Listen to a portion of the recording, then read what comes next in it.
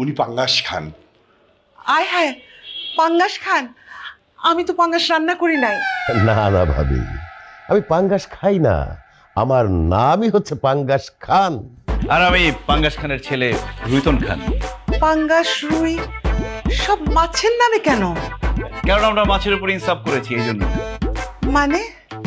মানে আন্টি, একটা ব্যাপার চিন্তা করে দেখেন, পৃথিবীতে ফুলের নামে মানুষের নাম আছে, ফলের নামে মানুষের নাম আছে, পাখির নামে মানুষের নাম আছে, কিন্তু মাছের নামে মানুষের নাম নেই।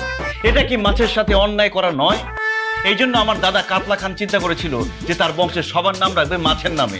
এই জন্য আমার বাবা পাঙ্গাস খান, আমি রুইতন খান। আর আমি সিদ্ধান্ত নিয়েছি, আমার যদি সন্তান হয়, ছেলে সন্তান হলে তার নাম থাকবে বোয়াল খান, আর মেয়ে হলে তার নাম থাকবে ট্যাংরা আক্তার। বাবা, মাছ নিয়ে তোমাদের এত চিন্তা? চিন্তা তো থাকবে আন্টি, আমরা মাছের মানুষ না? আচ্ছা, সবই তো বুঝলাম, আমি মাছের গন্ধ পাচ্ছি, তুমি পাচ্ছ না?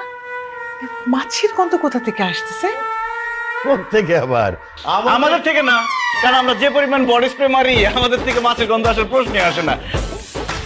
আমার মনে হয় কি আন্টি, ওই আশেপাশে কোনো বাসা থেকে গন্ধটা আসতেছে, তারা মাছ কিনছে, মাছ কাটা শুরু করছে, এই জন্য মনে হয় গন্ধটা আসতেছে। আচ্ছা, গন্ধের কথা বাদ দেন, আপনার মেয়ে কোথায়? মেয়েকে ডাকলেন দেখি। ও একটু সাজগুজি করছে, তারপর ডাকছি।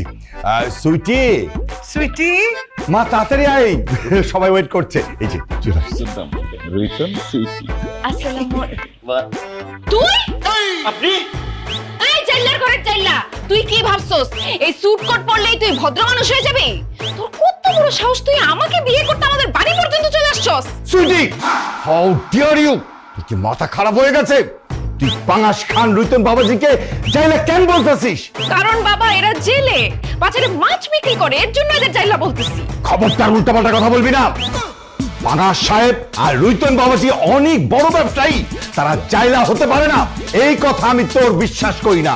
বাবা, এদের অনেক বড় ব্যবসাটা হইতেছে মাছের ব্যবসা, এরা মাছ বিক্রি করে। আমার কাছে ভিডিও করা আছে। ইশিকা, তোর কাছে ভিডিওটা আছে না? ভিডিওটা দেখ।